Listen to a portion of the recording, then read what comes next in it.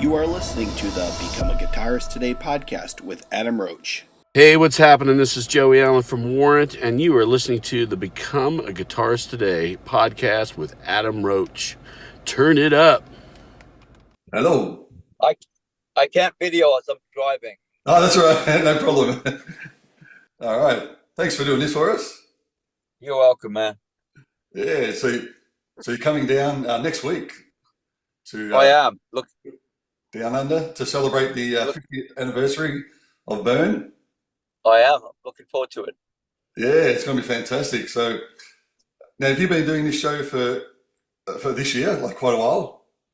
Well, I started in Australia in 2017, Yep. and it went all the way through 2018, and then I joined a band called the Dead Daisies in 2019. So I stopped doing it, and I started this thing again in 2023 in April. Okay. So I've been doing it ever since. So I've been on the road pretty much ever since doing it. Oh, wow. No, that's great. And Adam, just so you know, this will be the last time I play this set list on this touring, because you can only do a 50th anniversary once. So, Yeah. but I got to get back to my solo career, my solo work, etc. Yeah, which I really look forward to hearing all that as well. So is that in the makes at the moment, the solo album? And Yeah. Yep. I did the album in June in Copenhagen, and very, very happy and excited by it. So I'll be coming out next March globally to do a show featuring the new music and other songs. Excellent. And is it the same lineup as you're bringing over to Australia this time? Yeah, different one to last time. Yeah. But my guitar player, Soren, has been with me for 17 years. And Ash, my drummer, has been with me for 7 years. And keyboards is Mike Mangan, who's been on and off with me for 12. Wow. Yeah. So quite a while then. Yeah, I mean, we're ready to go, So we're finishing up the USA tour tonight in LA. Yep. Mm-hmm. And then the big flight over. Oh yeah, I'm kind of used to the big flights, but I'll get to sleep. I'll get to sleep on the plane. Yeah, that's good. Yeah, not many people can, so it's great that you can. I know. Wish me luck. Yeah, that's right. Now, just going back to 1973 when the album was first recorded and then released. Now, can you tell us anything about those songs that were written in the dungeon back in those days? They were, yeah. All those songs were written in the crypt, in the dungeon. We'd go down there in the morning and come out of that at late night with one or maybe two songs, Yep. So, yeah, it's a 2-week experience of connecting with each other as a brand new band, with David and I coming in. So it felt like a new band to everyone, and we were excited by that. Yeah, for sure. Now, I know going back then, like you had David Coverdale singing as well. So, but this time you're doing all the vocals and the bass line. Yeah. So, is there any parts?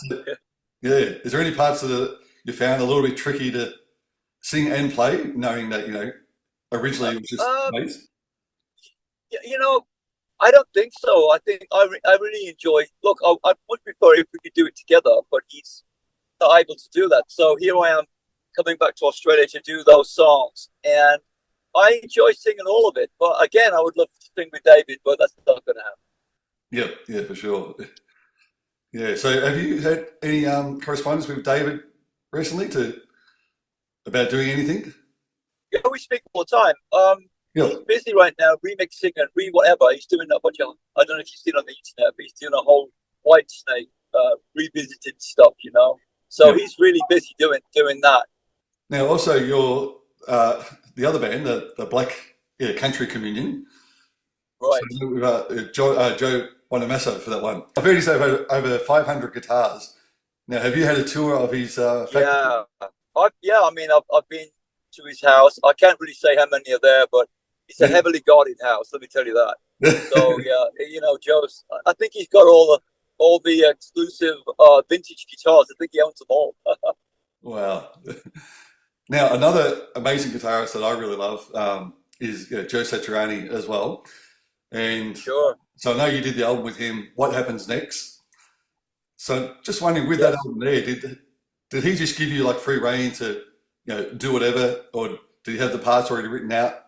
No, he sent me the demos, and Yep. I was at home in my own studio, and I was playing along to them, and I went in the studio, and we always rehearse before we record, and as I'm playing, and I felt what Joe was doing, and I think it fit very well. I think it was an extraordinary album to make for a bass playing singer. That I did sing on the album, but it's the Yeah, first time I've only played bass on an album, but it was fun. yeah, I can imagine. I mean, the great song, was it Head Rush? I reckon it's a great song from that album. Thank you. I think that album's fantastic. I think Joe's really, really talented. But Yeah, I love making that album. Yeah. and I saw the one you did live with him in 2018 for the G3 concert. You jumped up and did a couple of Oh, songs. right, right. Yeah, Yeah, that was fun. yeah, Yeah, I spoke to Joe 2 days ago, and we're still in touch with each other. yeah. But you never know. We might do something. We might play again sometime somewhere. That'd be amazing. Have you seen all the ones he's been doing with Sammy for the new tour? Oh yeah, yeah. I have.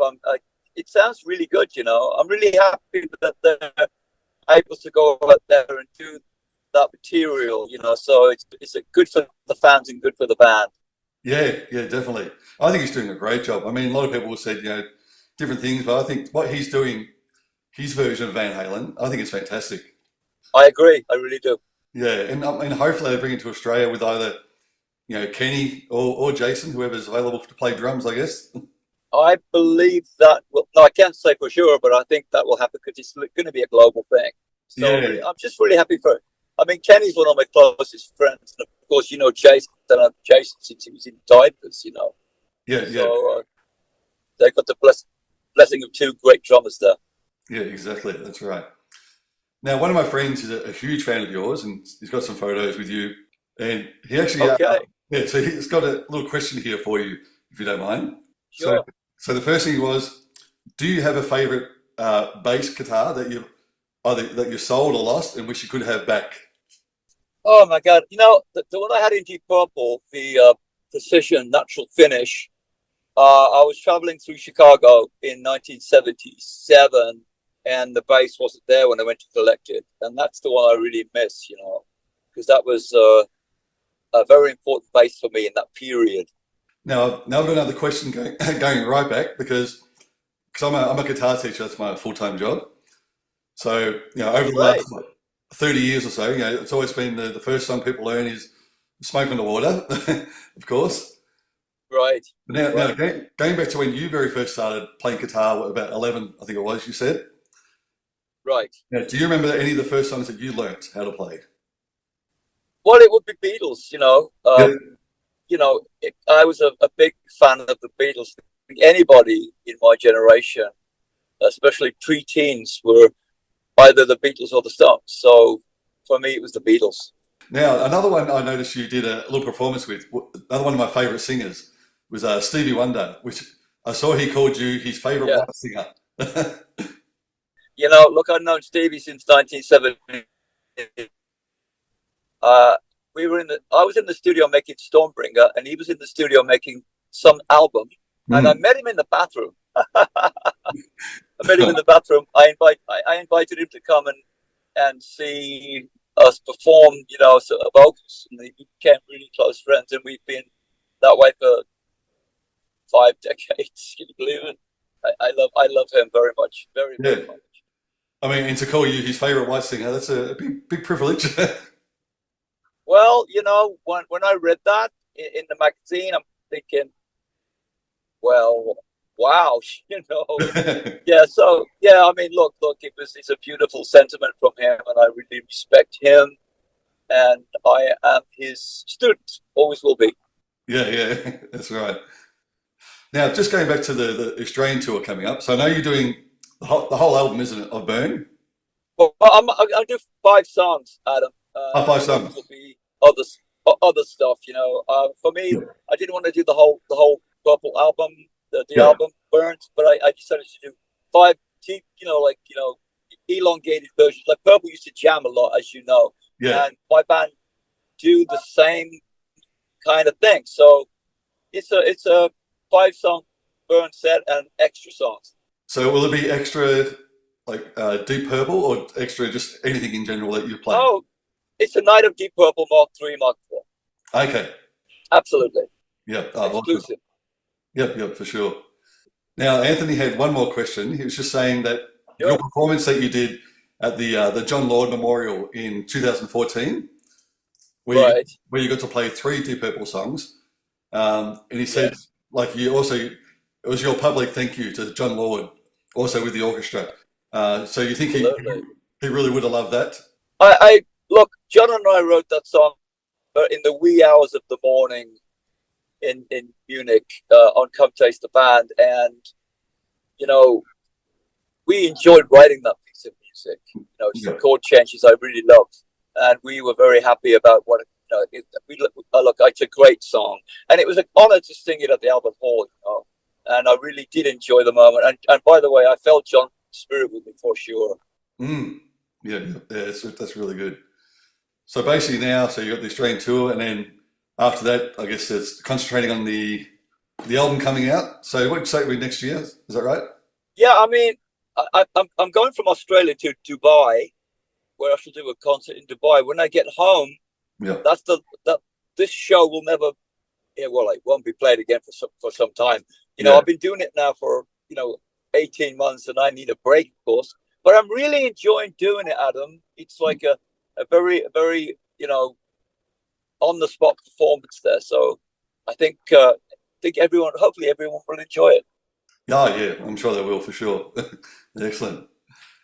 Yeah, no, like I said, I really can't wait for the tour, and I hope you have a good flight down here. Okay, listen, I hope to see you when I come over. Yeah, I'd love to say hello in person if possible. That's possible. Just let Mike know, and we could shake your hand. Yeah, that'd be awesome. Fantastic. Well, thanks very much, Glenn. I Thank really you, Adam. appreciate your time and doing this on the road. You're welcome, my friend. And I'll see you next week in Australia. Yes, you will. Looking forward, my friend. Yeah, Have thanks, a good Glenn. day. No worries. Bye-bye. Welcome. Thank you, buddy. And a big thank you to Steve Rosen as well, who has become my new sponsor for the podcast. Now, Steve is the author of Tone Chaser and also has the audiobook and the hard copy. So make sure you check it out. It's really incredible stuff, and especially the audiobook, which has got all the audio from the interviews with Eddie Van Halen from 1978, I think the first one was, up until the next 26 years. It's an incredible book, so check it out.